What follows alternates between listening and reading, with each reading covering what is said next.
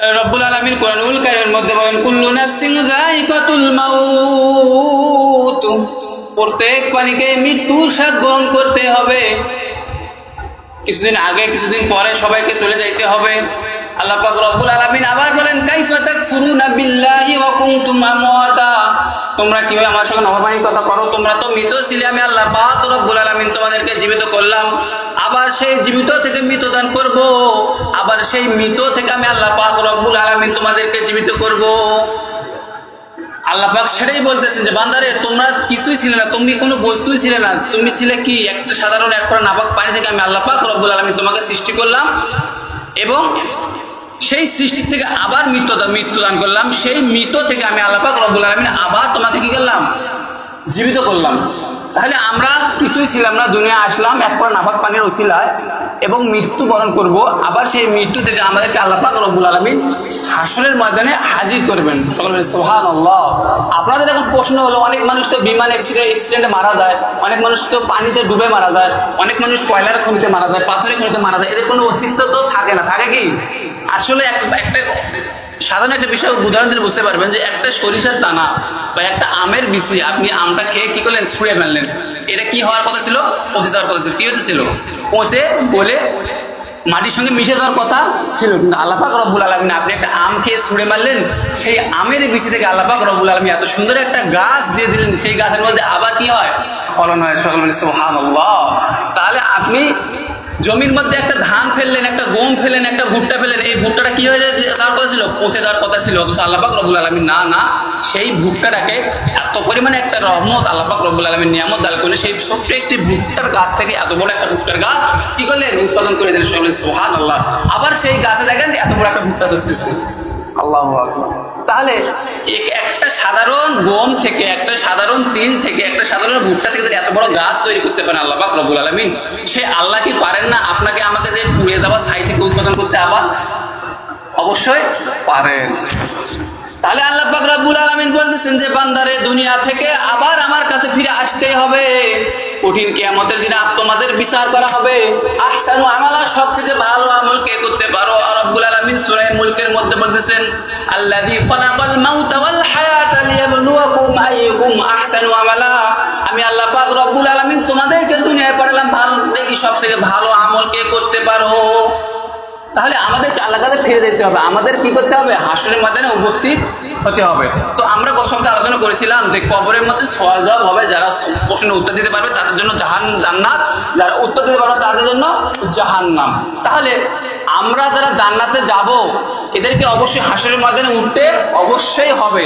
যারা মৃত্যুবরণ করবে, এদের যারা জাহান্নামে যাবে তাদেরকেও হাসরের ময়দানে উপস্থিত হতে হবে। হাসরের মাঠটা কোথায় হবে? হাদিসের মধ্যে পাওয়া যায় ফিলিস্তিনে হইতে পারে, আরাফার ময়দান হতে পারে, কয়েকটা স্থানের মধ্যে 3-4 জায়গার মধ্যে উল্লেখ রয়েছে। যাই হোক, হাসরের ময়দানে প্রত্যেকটা মানুষকে উঠতে হবে, সে হিন্দু হোক, মুসলমান হোক, খ্রিস্টান হোক, বৌদ্ধ হোক, সমস্ত মানুষদেরকে আল্লাহ পাক রব্বুল আলামিন হাসরের ময়দানে হাজির করবেন 3 অবস্থায়। যাদের আমল সবচেয়ে ভালো তাদেরকে আল্লাহ পাক রব্বুল আলামিন পায়ে হেঁটে অথবা সওয়ারির মাধ্যমে হাসরের ময়দানে হাজির করবেন। যাদের আমল খারাপ, এদেরকে ব্যাংকের মতো লাফাইয়া, মাথাকে নিচের দিকে করিয়া ব্যাংকের মতো লাফাইতে লাফাইতে হাসরের ময়দানে হাজির করবেন। প্রত্যেকটা পানিকে হাসরের ময়দানে হাজির করবেন। আল্লাহ পাক রব্বুল আলামিন এমনভাবে হাসরের ময়দানে হাজির করবেন যে কোনো মানুষ হাসরের ময়দান ছাড়া কোথাও থাকতে পারবে না। আর বান্দাদেরকে হাসরের ময়দানে হাজির করার পর আল্লাহ পাক রব্বুল আলামিন হুঙ্কার দেওয়ালে, লিমানিল মুলকুল ইয়াউম লিল্লাহি ওয়াহিদুল কাহার, আল্লাহ পাক হুঙ্কার দিয়ে বলবেন আজকে রাজত্ব কার। আল্লাহ পাকের হুঙ্কারে সমস্ত হাসরবাসীরা থরথরে কাঁপতে থাকবে, কারো কথা বলার শক্তি নাই। হাসরবাসীরা সর্বপ্রথম হযরত আদম আলাইহিস সালামকে বলবেন, ও আমাদের আদি পিতা আদম, আপনি একটু আল্লাহ পাক রব্বুল আলামিনের কাছে সুপারিশ করেন, যাতে করে আল্লাহ পাক রব্বুল আলামিন বিচারটা শুরু করেন। যার যে প্রাপ্য তার সে ফল যেন আল্লাহ পাক রব্বুল আলামিন দিয়ে দেয়। হাদিসের মধ্যে আসছে 40,000 বছর, 40,000 কি 50,000 বছর হাসরের ময়দানে দাঁড়িয়ে থাকতে হবে। মানুষের পা গুলো ফুলে যাবে, ফুলে মানুষের অস্থির অবস্থা হয়ে যায়, মানুষের মানে এমন খারাপ অবস্থা হয়ে যাবে, সে তারা খালি বলতেই থাকবে যে আল্লাহ পাক রব্বুল আলামিন আমাদের বিচার করুক। জাহান্নামের মধ্যে হলে জাহান্নামের মধ্যে দেখ, জান্নাতের মধ্যে দেখ, যার আমাদের থাকে জান্নাতের মধ্যে দেখ। আসলে এমন অবস্থা হয়ে যাবে যে মানুষের দাঁড়িয়ে থাকার মতো কোনো ক্ষমতা নেই। আসলে একটা উদাহরণ দিলে বুঝতে পারবেন যে যারা বিশ্ব ইজতেমায় গিয়েছিলেন বা যারা হজে গিয়েছিলেন, যখন এত পরিমাণে একটা চাপ হয় যে পা দেওয়ার কোনো জায়গা থাকে না, এমন পরিমাণ অবস্থা হয়ে যায়। কয়েক লক্ষ মানুষ, একটা হজের মধ্যে কয়েক লক্ষ মানুষ, তাতে জায়গা পা দেওয়ার জায়গা থাকে না। আর পৃথিবীর মধ্যে যত কোটি মানুষ রয়েছে সমস্ত মানুষকে যখন এক মাঠের মধ্যে করা হবে তখন কি অবস্থা হবে আপনারা একটু চিন্তা করলে বুঝতে পারবেন।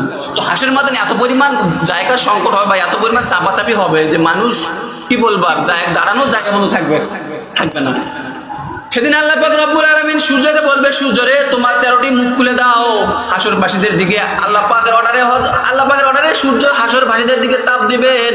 এত পরিমাণ তাপ হবে, হাদিসের মধ্যে পাওয়া যায় যে কারো হাঁটু পরিমাণ ঘাম হবে, কারো গর্দান পরিমাণ ঘাম হবে, কারো পায়ের পাতা পরিমাণ ঘাম হবে।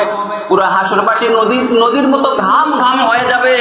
এখন আপনাদের প্রশ্ন হলো আসলে সবার খাতিরে কি তাই?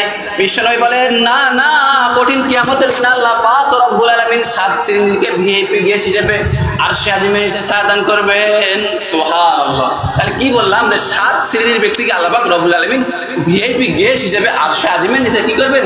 ছায়াদান করবেন। আসলে দেখেন না, আপনারা কোথায় মাহফিল হলে কি করে একটা আলাদাভাবে প্যান্ডেল লাগে ভিআইপি গেস্টের জন্য, রাখি রাখ না ভিআইপি কিছু থাকে, নর্মাল কিছু থাকে। অনুরূপভাবে আল্লাহ পাক রব্বুল আলামিন কঠিন কিয়ামতের দিন 7 শ্রেণীর ব্যক্তিকে আরশে আজিমের নিচে ভিআইপি গেস্ট হিসেবে রাখবেন। সকলে সুবহানাল্লাহ। তালি কঠিন কিয়ামতের দিন সমস্ত মানুষদের আল্লাহ পাক রব্বুল আলামিন সূর্যকে বলবে, সূর্যরে তোমার 13টি মুখ খুলে দাও। আমাদের দুনিয়ার মধ্যে একটি মুখ খুলে দেওয়ার কারণে আসমান থেকে যে তাপটা আসে আমাদের জমি ফেটে চৌচির হয়ে যায়। অনেক সময় গাছের মধ্যে আগুন ধরে যায়। বিভিন্ন অনলাইন যা দেখেন, অনলাইনের মধ্যে দেখবেন যে গাছের মধ্যে আগুন ধরে যাচ্ছে অটোমেটিক গরমের তাপের কারণে। একটা সূর্যের মুখ যদি দুনিয়া দেওয়ার কারণে এত পরিমাণ আঘাত, এত পরিমাণ তাপ হয়ে যায়। কঠিন কিয়ামতের দিন 13টি মুখ যখন সূর্য যখন জমিনের দিকে তুলে দিবে তখন মাটির কি অবস্থা হবে আপনারা একটু অনুভব করতে পারতেছেন, মনে হয় বুঝতেছি আমি। তাহলে কঠিন কিয়ামতের দিন 7 শ্রেণীকে আল্লাহ পাক রব্বুল আলামিন আরশে আজিমের নিচে ছায়াদান করবেন। সর্বপ্রথম হলো ওই শ্রেণীর ব্যক্তি যে ছিল ন্যায় বিচারক। সকলে বলি সুবহানাল্লাহ। এখন বর্তমান ন্যায় বিচারক পাওয়াটাই 100-র মধ্যে 99% বলতে 1%ও পাওয়া যাচ্ছে না। ন্যায় বিচারক কি দুনিয়া আছে আজকাল? কথা বলেন, আছে? ন্যায় বিচারক বলে দুনিয়ার মধ্যে আর নেই। তাহলে আল্লাহর নবী বিশ্বনবী বলেন, ও সাহাবীরা, কঠিন কিয়ামতের দিন প্রথম শ্রেণীর ব্যক্তিকে আল্লাহ পাক রব্বুল আলামিন আরশে আজিমের নিচে ছায়াদান করবেন। ওই ব্যক্তি হলো সেই ব্যক্তি যে দুনিয়ার বুকে ন্যায় এবং অন্যায় বিচার করেছিল, যে ছিল বিচারক। আপনি একজন পিতা, আপনি বিচারক। আপনি একজন দাদা, আপনি হলো বিচারক। আপনি একজন মেম্বার, আপনি আপনার এলাকার বিচারক। আপনি একজন চেয়ারম্যান, আপনি আপনার ইউনিয়নের বিচারক। আপনি একজন প্রধানমন্ত্রী, আপনি আপনার রাষ্ট্রের বিচারক। আল্লাহ নবী বিশ্বনবী বলেন, যারা ন্যায়ভাবে বিচার করবে আল্লাহ পাক রব্বুল আলামিন কঠিন কিয়ামতের দিন আরশে আজিমের নিচে ভিআইপি গেস্ট হিসেবে চেয়ার দান করবেন। সুবহানাল্লাহ। তাহলে আজকে যে বিচারগুলো হচ্ছে সম্পূর্ণ টাকার বিনিময়ে বিক্রি হচ্ছে। আপনারা যারা কোর্টে যান, যারা আদালতে যান, দেখেন যে কয়টা কেস আসলে সত্য। 99% কেসই হচ্ছে মিথ্যা। এক একটা মার্ডার করতেছে 2-4-5 লক্ষ টাকা বিচারক দিয়ে কি হচ্ছে? খারিজ হয়ে যাচ্ছে।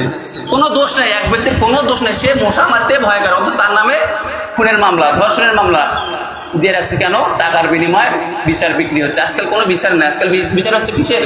টাকার বিনিময়ে। যাই হোক, 2 নম্বর শ্রেণীর ব্যক্তি হলো সেই ব্যক্তি, ওই ব্যক্তি যে যুবককালে আল্লাহ পাক রব্বুল আলামিনের কদমে সিজদা করেছিল। যুবক অবস্থায় তার তো ইউটিউব আর টিকটক আর ফ্রি ফায়ার খেলার কথা ছিল, কিন্তু সে তা করেনি। সে তার যৌবন কালটা পুরোটা আল্লাহ পাক রব্বুল আলামিনের কদমে ব্যয় করেছেন। বিশ্বনবী বলেন, ও সাহাবীরা, কঠিন কিয়ামতের দিন 2 নম্বর শ্রেণীর ব্যক্তি হলো ওই ব্যক্তি আরশে আজিমের নিচে ছায়া পাবে। সেই যুবক, যে যুবক তার পুরোটা জিন্দেগি আল্লাহ পাক রব্বুল আলামিনের কদমে সিজদা করে শেষ করে দিয়েছেন। তাহলে আমরা প্রথম বুঝলাম, দ্বিতীয় বুঝলাম যে দ্বিতীয় ব্যক্তি যে ওই শ্রেণীর ব্যক্তি যারা যুবক অবস্থায় মসজিদের মধ্যে কাটাইছিল বা আল্লাহ পাক রব্বুল আলামিনের কদমে সিজদা করে ব্যয় করেছিল। সেগুলো সুবহানাল্লাহ। আসলে যৌবন কালে আল্লাহ পাক রব্বুল আলামিন বৃদ্ধকালে সে যৌবন কালটা আল্লাহ পাক রব্বুল আলামিন সব থেকে বেশি পছন্দ করেন। আসলে বলেন তো,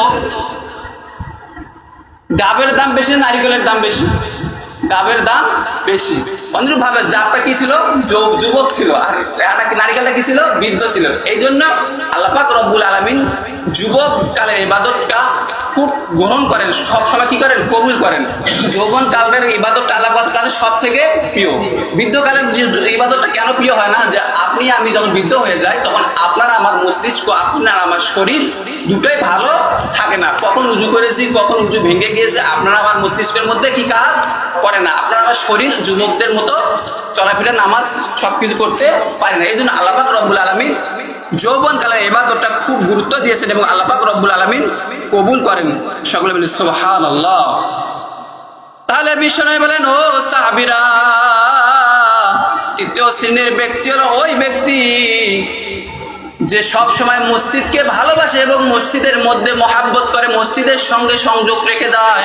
ওই ব্যক্তিকে আল্লাহ পাক রব্বুল আলামিন কঠিন কিয়ামতের দিন আরশে আজিমের নিচে ছায়া দান করবেন। সুবহানাল্লাহ।